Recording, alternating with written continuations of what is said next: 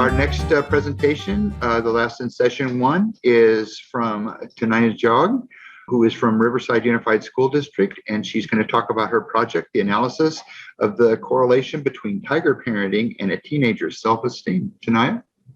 Hey everyone, my name is Tanaya Jog, and I'm currently a junior at Martin Luther King High School. And I actually did my science fair project on developmental psychology, and to be specific, on tiger parenting and self-esteem.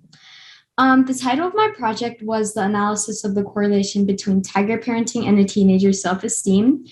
And I actually got into researching psychology from an interest I gained when I was really young. In middle school and elementary school, I always wondered why people thought a certain way, why people did certain things, why people made certain actions, and the consequences of those actions.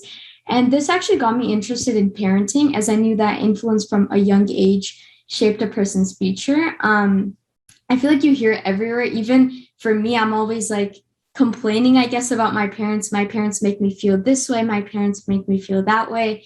And even my friends come up to me and they're like, oh, my parents make me feel this way. So I actually saw the impact that parents had on a child's mental health and how they felt. And I feel as if many mental illnesses that people have as adults are closely linked to events which happen in their childhood. Traumatic events or negative events, they really impact one's life in their adulthood. And overall, this was just really interesting, and I spent hours thinking about it. And before I start presenting, I would just like to give a special thank you to the professor I worked with, Professor Cecilia Chung, and my grad student, Yena Kyung. They're both from UCR. And I actually got into contact with them through a family friend. His name is Professor Khalil Razak. So I just want to say thank you to all of them. And they've aided me through analyzing, creating surveys, and just overall my whole project. And I could not have done it without them. And in this project, I researched upon a teenager's self-esteem, teenagers at my high school, Martin Luther King High School, and a bit of overview on self-esteem. Basically, low self-esteem, it's not a mental health problem itself, but it is very closely linked with many psychological illnesses.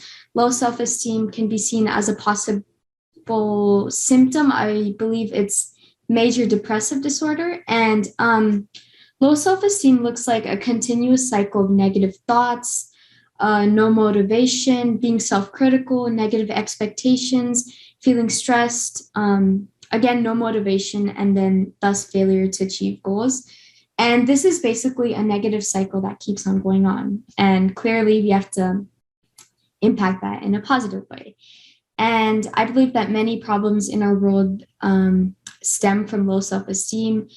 People who have low self-esteem, or they don't feel that they feel as if they're not good enough, like I'm not as good as this person, I can't compare. There are more vulnerable to mental illnesses, teenage pregnancies, drug and alcohol abuse, depression, and overall an increase in suicide rates. And okay, I started my project by researching upon parenting, tiger parenting. You may have heard the phrase tiger parent being tossed around, but to be specific, tiger parenting is a form of demanding parenting, and it consists of strict rules and tough love. Some aspects include high levels of education and academic success, along with many extracurricular activities. In the parenting method, authoritarian techniques are used to push and motivate children. Also, I just want to add this real quick. Along with tiger parenting, there's also helicopter parenting that also falls under authoritarian parenting techniques. And this is actually considered positive parenting behaviors coexisting with negative parenting strategies. And I just want to add this in my presentation. Quite a while ago, when I was researching about tiger parenting, I read a memoir or a book called, I believe it was called Battle Hymn of the Tiger Mother. I don't know if any of you have read it in the audience, but it's by Amy Chua. And I found the book to be really interesting and funny, as I saw the experiences of Chua, the author. She was a tiger mother herself, and she basically explained the upbringing of her children. And Overall, it was a really amazing book, and I recommend it to anyone watching my presentation. Um, After researching a bit upon tiger parenting, I decided to make surveys. That was like the second step to my project. I decided to make surveys, and they were called My Feelings About My Home and School. And they had problems or questions essential to my project. These questions asked about basic information about a teenager and then questions about how their parents made the teenager feel. These questions were given to students at MLK, Martin Luther King High School, my high school, and they were completely anonymous, so I could not put a name to each survey. And how I got my surveys, how I sent them out was different teachers, different teachers teach different subjects. Different teachers teach AP subjects, honor subjects, not normal subjects. So I sent them out to a variety of teachers teaching different subjects. So I got a variety of responses in my surveys. And I actually used the Likert scale in my survey, 1 to 5. And I believe I had a free response question. And this is actually really amazing. I received 405 surveys, I believe. I'm not going to go into too much detail discussing the analysis of my surveys, but the program I used was IBM SPSS Statistics, and it aided me a lot for analyzing my surveys. And through that program, I coded every single response and looked at the free response questions. The results of my data, okay.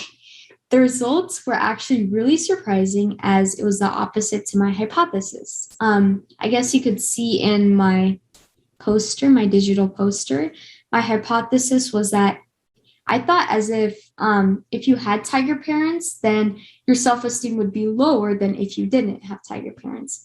But this actually turned out wrong as the results of my data stated that if you have tiger parents, your self-esteem was higher than those who didn't have tiger parents. This was really surprising to me, but yeah. To conclude, my hypothesis was incorrect as tiger parenting impacts self-esteem in a slightly positive manner. I wish I could show you guys, present and show you guys my graph, my data. I believe there was a dot graph, and it showed that there was a slightly positive correlation, not a huge correlation, huge positive correlation, but a slight positive manner. And not all the students who had tiger parents felt as if they had high self-esteem, but majority of them felt as if they did. To go deeper into my data set, it was also discovered that the main correlation was driven by African Americans.